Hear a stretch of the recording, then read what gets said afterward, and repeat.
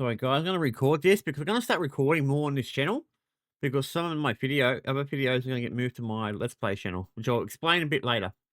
50% last October, down to $23 per month, and bringing PC Game Pass down from $16.50 to $14. I honestly can't think of a single other instance where another major streaming service, be it in gaming or entertainment, has actually lowered the monthly price at all, let alone by this much. I mean, at least not without introducing a significant catch like an ad-supported tier. And I suppose True. that's kind of what happened here too, in a sense, as new Call of Duty games will no longer be available to play on day one in any Game Pass tier, and they will instead be added in a year later. According to my math, I think they should do that for all of them. Game Pass Ultimate at $23, even Forza, plus a $70 day one copy of Call of Duty, still comes out to $14 less than 12 months of an all-inclusive Ultimate at $30. Yeah. So no matter how you slice it, this is a win for gamers, and it rights a wrong that should have never happened in the first place. Yeah. But it did, and we got mad, justifiably so. It was a tone-deaf move from a $4 trillion market cap company in a time when inflation was on the rise, and the cost of basic needs, groceries, gas, rent, etc., were on the rise. Yeah, they're going through the roof. Is and always was a luxury, but to go straight from $20 per month to $30 for Game Pass Ultimate, yeah, it's a huge price increase. To loyal Xbox gamers who continue to stick around when Microsoft, by way of virtually abandoning exclusivity and putting most of its first-party games on PlayStation 5, gives them every reason not to. So first, let me stop and give Sharma some well-deserved flowers. She came in having no background in video games, and her recent professional history included working with AI. So True. Gamers were, for those two reasons, understandably skeptical about her chances. Of course, she didn't have any experience in the area. In the middle of a console generation that's been but she has experience in the AI stuff, so it's going to help. Project cancellations, 2 hardware price increases in the same year last year. Oh god, yeah. The aforementioned gut punch of a Game Pass Ultimate price hike. The fact that she's already come in and first hurled the unpopular "this is an Xbox" marketing campaign in the trash, and second and more importantly, made this substantial Xbox Game Pass Ultimate price cut suggests that she regards nothing the previous administration did as sacred and isn't afraid to make bold changes. Which is good. She deserves credit for that. Not to mention, it's also a heck of a way to quickly start to earn back the trust of the Xbox and larger gaming community. Yeah, I was going to say, the gaming community, definitely, guys. Because it's a good idea to start jacking down the prices. Instead of jacking it up, downwards is good. It's good, it's good. And she's a human being just like the rest of us. But she's off to as great a start as any of us could have reasonably hoped. Yeah, I actually did not expect her to do this. I didn't. Unfortunately, the Game Pass room in the House of Xbox is not the only one in need of maintenance. Although, before I move on, even in the face of this welcome price reduction on the Ultimate tier, I wouldn't stop the construction on Game Pass there. And apparently neither is Sharma, who said in a leaked memo to the Xbox team recently that, quote, "Long-term, we will evolve Game Pass into a more flexible system, which will take time to test and learn around," end quote. A more flexible system sounds great because it'd give gamers more options, which is always welcome. Another recent report suggested that Sharma is toying with the idea of offering a tier that would only include first-party games, which sounds great if it's priced correctly. I don't know, maybe $15 a month if it includes day one releases? I'd like to again float my idea of a voucher/reward system for that middle $15 per month tier currently called Xbox Game Pass Premium, which doesn't include day one new releases. Even the new $23 monthly price for Ultimate is still 50% higher than $15, so I'd like to see Microsoft offer a voucher system for Premium that rewards you with one day one new release download for every 3 months, i.e. quarter, you subscribe to the service. And I'd have them be able to accrue and roll over. Meaning, if you subscribe for the first 9 months of the year, and then October rolls around and all the big games start coming out, you've got yourself 3 new first I see that. I see where he's coming from. I don't see it happening. Applied to this year, it would mean that I mean, Forza is the game I want to play, guys. I'm going to set up get my thing sorted out tomorrow, by the way. Forza Horizon 6 drops next month. You'd then be able to grab Fable, Gears of War E-Day, and a third game on their respective launch days with your premium account. Doing this rewards loyalty and still leaves plenty of reasons to jump up to Ultimate if it's in your budget. So what else needs addressing in Xbox's house? For me, there are 2 other key topics that Probably the console itself. Hardware and exclusivity. Yeah, that's what I thought. First of those, because hardware is a problem for Microsoft in 2 ways. First, there's the obvious one, price. To preface this, everything I'm about to say applies to Sony as well, since the PS5 is the same price as the Series X. There it is. We're talking about Xbox here, so maybe PlayStation's leadership should just take notes too. $600 consoles are a big problem for Xbox, for Sony, and for the entire industry. I don't know that bad. That you can go check out. A little expensive, yes, but I think if they get too much high, then it becomes a bigger problem. She can do the same with hardware too. Yes, I realize hardware's harder.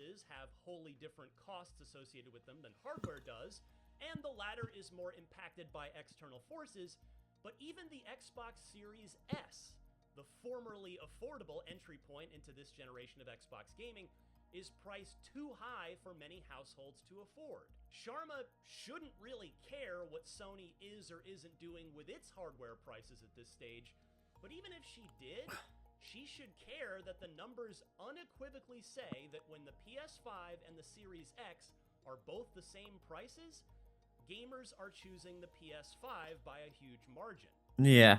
Bundles aren't going to fix it. Only lowering the bottom line cost to consumers is going to accomplish it. Yeah, because people will say it and it's like, oh, this is cheaper. Sharma is in this for the long haul. It's time for Microsoft to get the 1 terabyte Xbox Series X digital version down to $500. Yep, I do agree. 12 gigabyte Series S. I mean, it being cheaper always helps us out. No excuses. Sharma herself said in her introductory message to Xbox staff and community that Xbox must, quote, celebrate its roots with a, quote, renewed commitment to Xbox starting with console, which has shaped who we are, end quote. Restoring the prices from the beginning of this console generation. This is the part where I remind you that in any other console generation, the Series X would be down to like probably about an hour. By now, and the Series X about 8:30, guys. So I'll go to the gym. Is how she can put those words 9:30, sorry. action. The second fix Xbox still needs is exclusivity. Yeah, it needs to bring it back to a degree. It needs something. For Xbox, we've always known what it means for Nintendo. It has always been clear that the only place to play Nintendo games is on Nintendo consoles. Shout out to the commenter who is inevitably going to mention the Legend of Zelda games for the CDI. I see you. Sony's doing the same thing. Yeah, but that was back then. That was ages ago. PC publishing experiments. I think the Xbox needs to do the same thing. I think there needs to be first party should always be on their systems. But Microsoft has been so inconsistent with its publishing strategy. Yeah, it's all over. There doesn't seem to be any clear definition of exclusivity anymore. It doesn't have a clue what it's doing.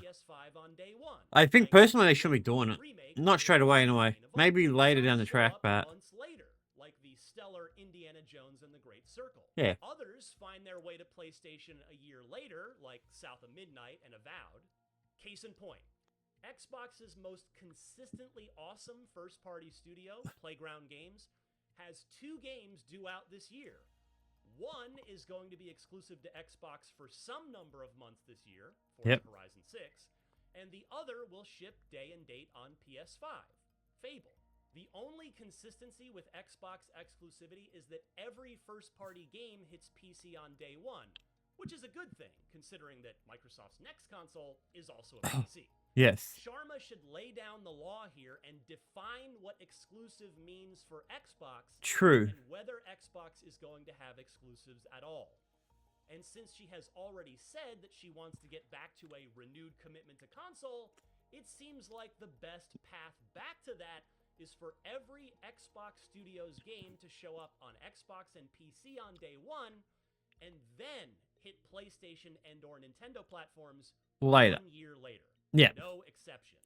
Here's my final point. That would be I might perfect. write off my proposed fixes as fan wish casting.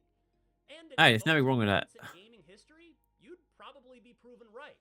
But in There is making nothing such wrong a with that. bold I don't think change there to is. try and fix Xbox Game Pass Ultimate's self-inflicted pricing wound, Alright, guys, so that is Game Pass. second month on the job, it tells me that she's not afraid to roll up her sleeves to get to the root of the problems her division faces. Gaming is better off with a strong and healthy Xbox in it, and here's hoping Sharma keeps the big changes coming. For more on all things Xbox, don't miss Miranda, Michael, and I on Podcast Unlocked, IGN's weekly Xbox show. New Alright, what's it called? Unlock. Drop every Thursday on all major podcast feeds and on video at youtube.com/IGNgames. Of course. Definitely might start looking into more of that kind of stuff, watching other people do their thing, and we could talk about it instead of me just wandering around. No, let's watch one more, something smaller though. Alright, this guy here, I think. No, I don't really care too much now. We already know it's dropping the price, so let's get rid of that one, and keep that one open. Let's look.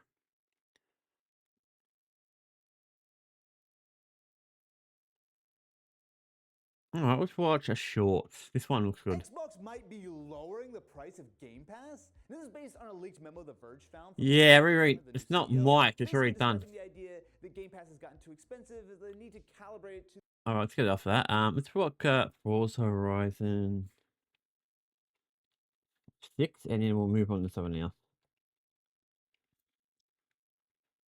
So yeah, that's what I'm doing today, guys. It's all about fun. No, I've already done that part. I don't want to go into it too much. Done that one already.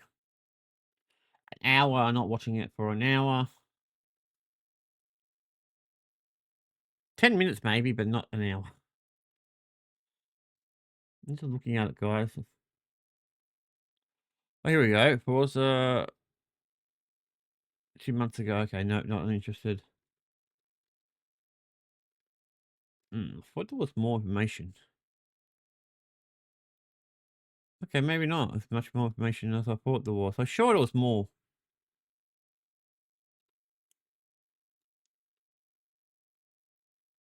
No, I guess not.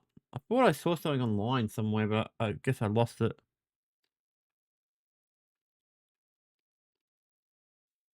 That's the official trailer. Okay.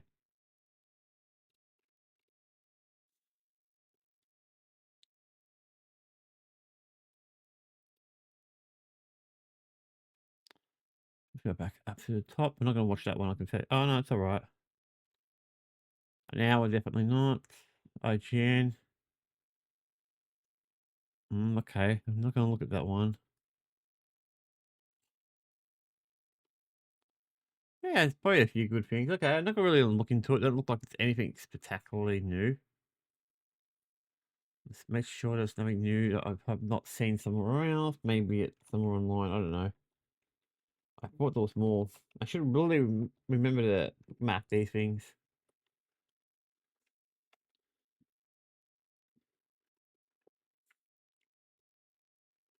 Doesn't look like there was anything. Okay. Now I'm curious about how much it is, actually. We'll have a look at it since we got nothing else.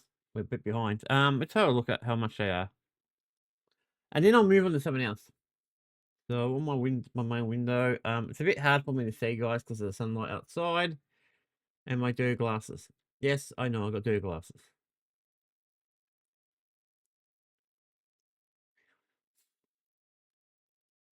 All right, let's get my controller, which I wasn't going to use, so it's interesting. I'm not sure how much it is, though. I just want to check the prices. Of course. Controller always does this. I've got to get a new battery pack for my controller. He's dying out. It's just keep falling out the controller and shit. All right, let's look on here, store.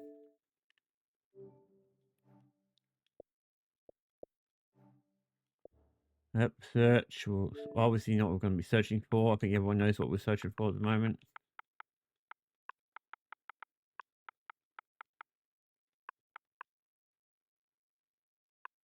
There's number 5. There's number 6. So let's go into that one. That one will give us the options to have a look at. Okay. So you got the normal one, which I imagine is the Game Pass one. Then you got this one, the standard edition. Then the premium edition. And the deluxe edition. Shouldn't that one be there and that one be there? Since the premium one's it's worth a lot more. Nearly $200. I mean, it's really not worth it. But saying that, it does have all its features, so you never know. So my thing, I'll probably just get this, whatever the Game Pass one is, and then work on it as we go.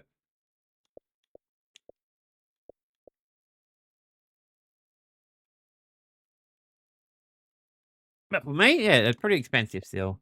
Even the standard edition's expensive, but that's not unusual. I knew it was going to go down that path at some point, so yeah, okay, that's about it, guys. That's all I wanted to talk about with gaming stuff. There's not much more that I think I really want to talk about.